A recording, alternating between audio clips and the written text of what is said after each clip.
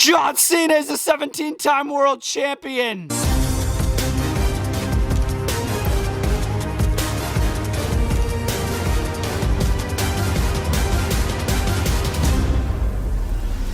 What's up, guys? The phenomenal AJ Styles, and you're watching Bretto Live. WrestleMania 41 Night 2 has come to a wrap. What do you guys say we talk about it? First of all, was Night 2 better than Night 1? I would say so, straight up. There's a lot of good things to talk about. I was only really disappointed with two major things. I will talk about it in this video. There is a record broken at this WrestleMania, that being a 17th World Championship by John Cena.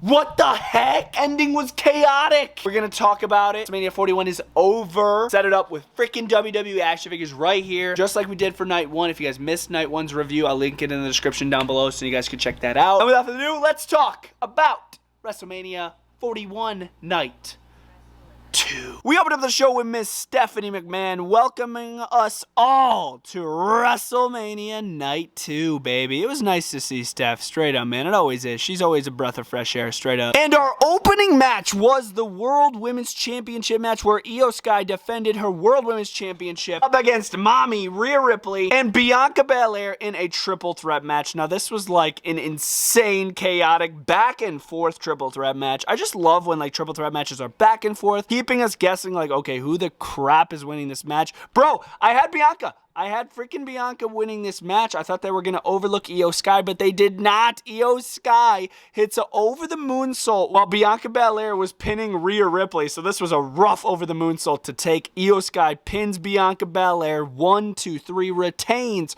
her World Women's Championship. Hats off to freaking Io Sky, man. This is huge for her. I didn't have Io Sky winning once again, but I don't even care, bro. I'm so glad Io Sky retained the championship. Like, Rhea's had it so recently, and so is Bianca, it feels like. So it's nice to see Io Sky retain the title. Let's go, Io. We jumped right into our Sin City street fight where Drew McIntyre went one-on-one with Damian Priest. The street fight was absolutely chaotic. Drew McIntyre was sadistic as ever, literally future shocking Damian Priest's head into steel stairs once again. He would even send him off the top rope through 2 tables while Damian Priest was looking for like old school. Damian Priest took that like a G. And the ending of this match was actually very interesting. Damian Priest set up a steel chair wedged in the ropes, right, expecting to hit Drew with a move into the chair, but it would ultimately lead to Drew McIntyre hitting a Claymore into Damian Priest, and Damian Priest's head would get slammed right with that chair, knocking him out. Drew McIntyre was able to pin Damian Priest 1, 2, 3, and Drew finally wins a match here, man, you know, and nobody takes advantage of him. Nobody takes him out. Looking great, and he even took a selfie in the middle of the dang match and posted it to Instagram. Hilarious, bro. And yeah, I actually called Drew McIntyre in this one, so that feels pretty good. Fatal 4-way for the Intercontinental Championship. Finn Balor versus Dirty Dominic Mysterio versus Braun Breaker, the Intercontinental Champion at the time. And of course, Penta Cero Miedo. I absolutely loved this Fatal 4-way Intercontinental Championship match. Dude, Braun Breaker has some of the most crazy intensity I've ever seen from a WWE superstar. Literally picking up Dominic Mysterio and Penta at the same time for a suplex.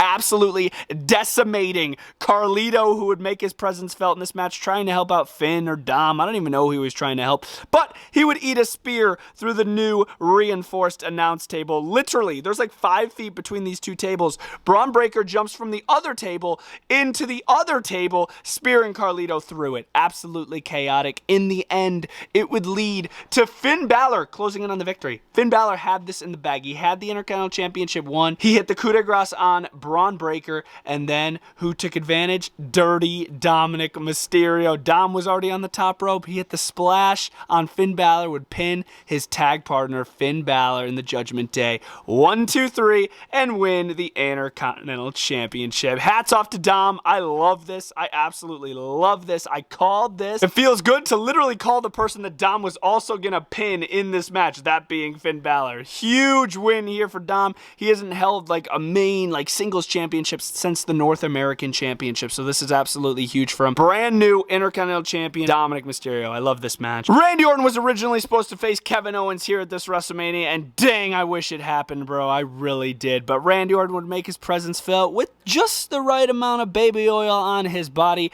and he needed an opponent. Who is his opponent? Say his name and he appears. I believe in Joe Hendry. It was Joe Hendry. Joe Hendry was the mystery opponent for Randy Orton. Pretty basic match, a little back and forth, maybe for like 5 minutes. Randy Orton would eventually hit an RKO on Hendry as they were doing the Hendry Zoom as well, so that was pretty funny. Pins him 1, 2, 3, shows his respects after the match, but then would hit another RKO on Joe Hendry after the dang match. I was like, Randy, really? You can never trust a Viper. But I do really wish this was Kevin Owens, and it's unfortunate to say that yes, that Kevin Owens injury is serious, it is real, and it's heartbreaking. It actually is, man, seriously. Because I wish we got Kevin versus Randy. But hey, hats off to Hendry. Did a great job here with Randy Orton. Basic stuff. Yeah, so Logan Paul went one-on-one with AJ Styles, right? Now, don't get me wrong. I absolutely love this match. Like, some great acrobatic stuff in this one. I guess Logan Paul's, like, prime buddy, I think his name's Jeff. He was running by the ringside area, and he was going to send Logan Paul some brass knuckles. But who didn't allow it? Karrion Kross. Karrion Kross actually didn't allow Logan Paul's buddy to send him the brass knucks. Karrion Kross got the brass knucks and then tempted AJ Styles with him. He's like, here you go, AJ. Use the brass knucks in the match. You can win the match. AJ's like, hell no. So he pushes Karrion Kross down to the mat. But eventually, that distraction for Karrion Kross would lead to AJ Styles getting pulverized by Logan Paul, and Logan Paul would pin my favorite wrestler, AJ Styles. I was like, are you kidding me, bro? I wanted AJ to win this so bad. Obviously, I had AJ Styles winning, and I was completely wrong. Hey, but hats off to Logan Paul. This was a great match. Both guys did great, man. Becky Lynch is back! As I said yesterday, Lyra Valkyria needed a tag team partner because Bayley was attacked on night 1 of WrestleMania. By who? We still don't know. Maybe Becky attacked her, but I would assume it was either Liv or Raquel Rodriguez. But Becky Lynch has made a big return here at WrestleMania, joins Lyra Valkyria, 2 Irish women kicking some lass, if you know what I mean. This was a solid match. Pretty basic ending. I mean, Becky Lynch just hit the manhandle slam on Liv Morgan to pick up the victory. 1, 2, 3. Becky Lynch and Lyra Valkyria are tag team champions. And you got to keep in mind, Lyra Valkyria is already an Intercontinental champion, so it's Lyra 2 belts, if you will. So this was pretty cool. Cool to see Becky Lynch back, gets the pinfall victory, and she's a champion just like that. Pretty wild. Yeah, so Stone Cold Steve Austin announced the attendance record here for night 2 of WrestleMania. Obviously, Shawn Michaels did it for night 1, and here comes Stone Cold entering with some swag on his 4-wheeler, but he would crash it into the dang barricade. Steve Austin might have had a couple too many Broken Skull beers before he came riding out on that freaking 4-wheeler quad. I was like, oh my God, Steve Austin, take it easy. He definitely lost some aura, but he would eventually let us know that there was 63,000 plus here, night 2 of WrestleMania, a total of 100,000 plus attending WrestleMania 41 in a whole, which was absolutely huge for the show. He'd chug a couple beers and he'd walk away because he didn't want to drive his 4-wheeler. He already crashed it. But man, I thought we were going to see Steve Austin in the main event, like straight up. But hey, this was a great little appearance from Stone Cold Steve Austin, baby. And our main event of the show, it was the undisputed WWE Championship on the line, where Cody Rhodes defended his championship up against this sorry suckhole piece of shit, John Cena. You've got to be kidding me. John Cena, first of all, entering with no color whatsoever. First of all, his attire was dark. And yeah, there was no color on the Titantron. It just said John Cena in all white. So John Cena and Cody Rhodes get going, and Cody Rhodes just felt off this entire match. Like, he could not get anything rolling. Cody had barely any offense besides maybe like one disaster kick, couple Cody cutters. It didn't feel like Cody was all there in this match. John Cena was definitely in his head. John Cena played a very methodical role in this match, multiple attitude adjustments, even a super attitude adjustment off the top rope, but ultimately Travis Scott would come out. Travis Scott would make an appearance after the referee was knocked down. Cody Rhodes would get a little receipt on Travis Scott, hitting Travis Scott with a huge crossroads, which felt really good because Travis Scott busted his eardrum at Elimination Chamber, so that's nice. And then John Cena, while the referee's still down, grabs the Undisputed Championship. And Cody Rhodes actually got the title out of John Cena's hands, but he couldn't pull the trigger. Cody Rhodes couldn't be a bad guy. He couldn't be mean. He couldn't hit John Cena, but John Cena low-blowed him and would hit Cody Rhodes with the Undisputed title. Metal right on the forehead. John Cena pins Cody Rhodes 1,